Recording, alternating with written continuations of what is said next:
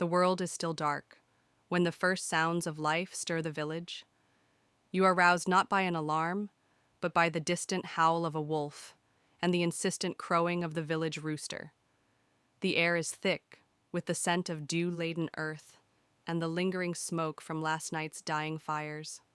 Your bed is a charpé, a simple wooden frame strung with coarse jute rope.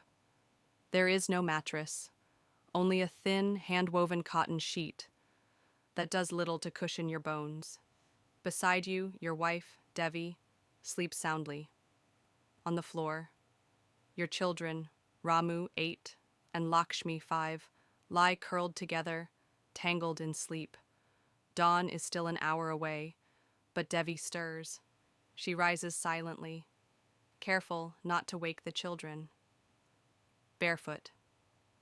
She steps onto the packed earth floor of your one-room hut. The walls are sun-baked mud mixed with straw. The roof, a thatch of dried palm leaves, rustles softly in the pre-dawn breeze. Devi kneels by the chulha, the clay stove. She blows gently on last night's embers, coaxing them back to life. Dried cow dung cakes, upless, burn slowly in the corner. Shadows flicker as she begins kneading dough for the morning's rotis. Outside, a grinding stone starts up in a neighbor's hut. A dog barks in the distance. The village's lone bullock lows softly as a new day begins.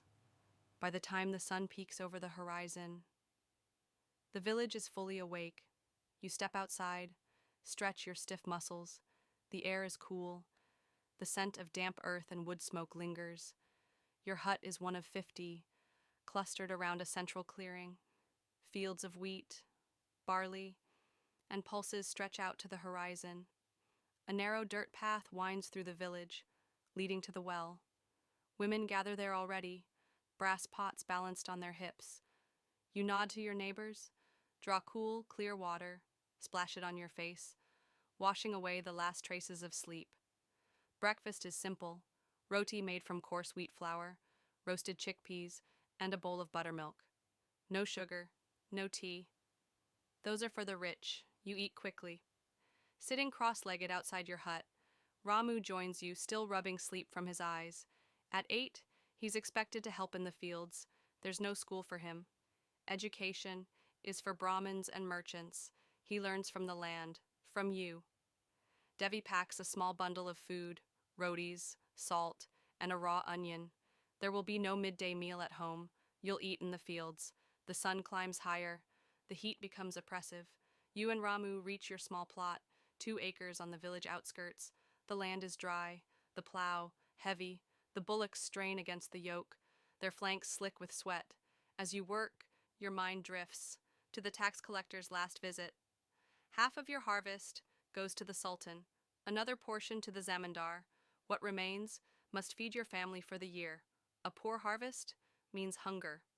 Around noon, Devi arrives, Lakshmi in tow. She carries a clay pot of water and your food bundle. You sit in the shade of a neem tree. The rotis are dry and tough, but hunger doesn't care. Lakshmi plays in the dirt, tracing patterns in the dust. You watch her silently, wondering about her future. In a few years, she'll be married off to a boy in a nearby village. You'll need a dowry, a cow, copper pots, a new sari. The thought weighs on your heart. The afternoon sun blazes.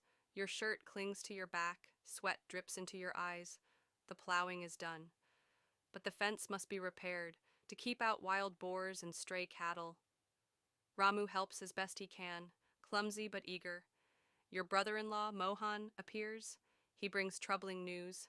The Sultan's soldiers have been seen nearby. They're conscripting young men. Ramu is still too young. But for how long? Mohan also says, the village headman has called a meeting tonight. There are whispers of bandits nearby. The men must decide how to defend the village. The sun begins to set. You return to the village. At the well, women gather water. Children play in the dust. Their laughter echoes against the stillness. Devi is already cooking a thin lentil soup and more rotis. There is no meat, no spices, just enough to fill the belly. You eat quietly, sitting on the ground. The food is plain, but it is food. After dinner, the village gathers around the communal fire. The potter's wife sings a soft folk song.